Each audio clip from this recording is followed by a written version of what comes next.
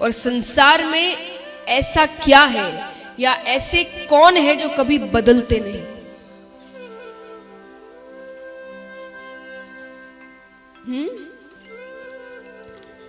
मैं ऐसे सही कहा आपने, लेकिन बदलना यानी स्वभाव से नहीं। शरीर बदलना, मन बदलना, समय बदलना, अब वो हमेशा तो रहते नहीं। एक ना एक दिन सबको जाना है, शरीर बदलता जाता है।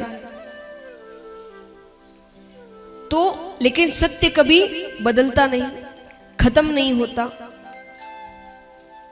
तो ऐसे कौन है जो कभी बदलते नहीं, कभी खत्म नहीं होते, कभी कहीं नहीं जाते? भगवान। आप यहां नहीं थे तो भी वो थे, हम यहां हैं तो भी वे हैं, और हम चले जाएंगे तो भी वे रहेंगे। तो आश्रय उसी का लेना जो कभी बदले नहीं। कई बार इस बात को आप अलग ढंग से भी समझ लेते हैं। आश्रय मतलब भगवान का लेना यानी संसार को छोड़ देना, परिवार को छोड़ देना नहीं।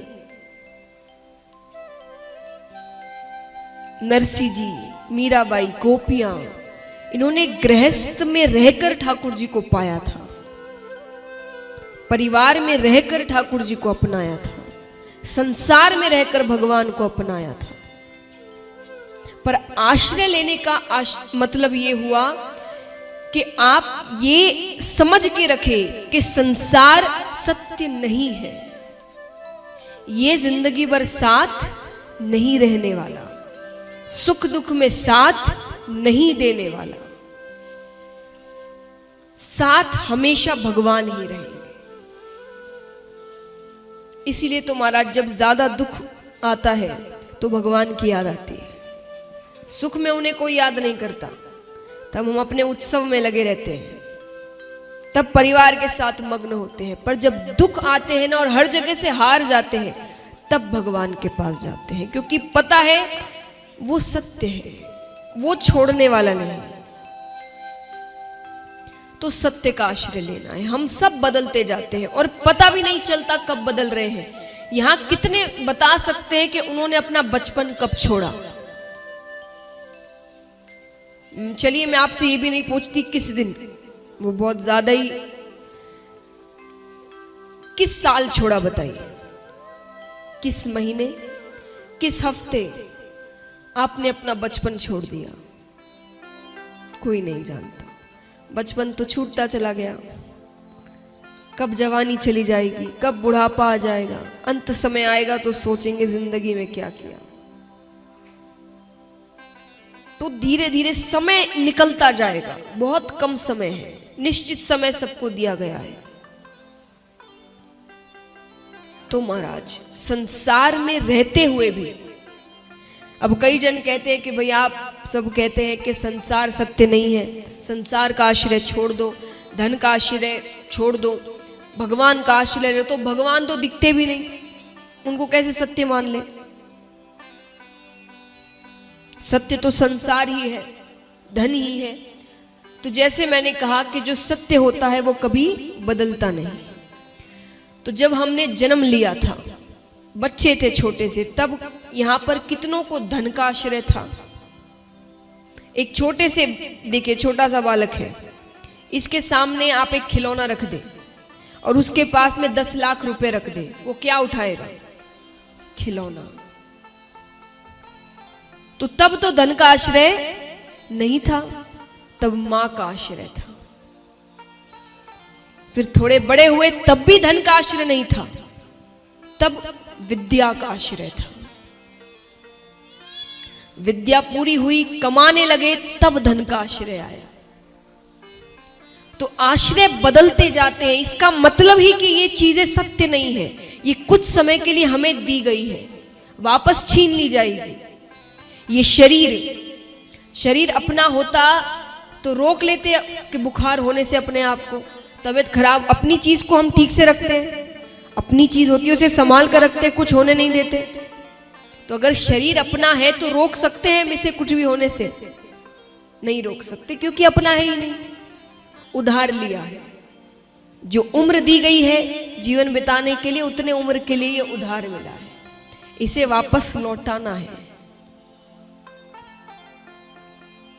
तो महाराज इन बातों को याद रखिए। संसार में रहना गलत नहीं है, धन कमाना गलत नहीं है, व्यापार करना गलत नहीं है, पर इन सब में भगवान को भूल जाना गलत है। 5 साल तक ठाकुर जी गोकुल में रहते हैं। उसके बाद नंद बाबा, यशोदा मैया, ठाकुर जी और सब वृंदावन आ जाते हैं। वृंदावन में आके ठाकुर जी ने रास लीला करी। अब यहां पर अभी तक शुकदेव जी ने राधा नाम का उच्चारण नहीं किया है। क्यों नहीं किया? शुकदेव जी राधा जी को अपना गुरु मानते थे। गुरु का नाम मुख से नहीं लेना चाहिए। कैसे गुरु मानते थे? अब शुकदेव जी शुक बालक है, तोते थे वो, तो वे जब ठाकुर जी के धाम में थे तो वे राधा नाम का उच्चारण किया करते थे। किस नाम का उच्चारण? राधा नाम का। राधा जी प्रसन्न होती है, उन्हें दर्शन देती है और आकर उनसे उन्होंने कहा कि राधा मत कहो, कृष्ण कहो। क्या कहो? कृष्ण कहो। अब गुरु गुरु मंत्र देते हैं कल्याण करने के लिए कि इस मंत्र का तुम जाप करो, तो राधा जी ने कृष्ण मंत्र दिया उन्हें, तो वो तब से उनकी गुरु बन गई। फिर वे कृष्ण कृष्ण का जाप करते तो ठाकुर जी प्रसन्न होकर आते हैं उन्हें दर्शन देने।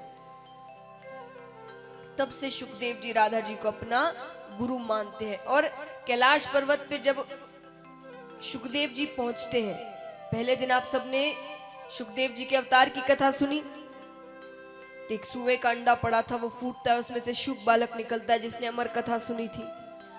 तो राधा जी जब अवतार ग्रहण करने वाली थी, ठाकुर जी अवतार ग्रहण करने वाले थे, तो ठाकुर जी ने राधा जी से कहा कि आप तैयार हो जाइए।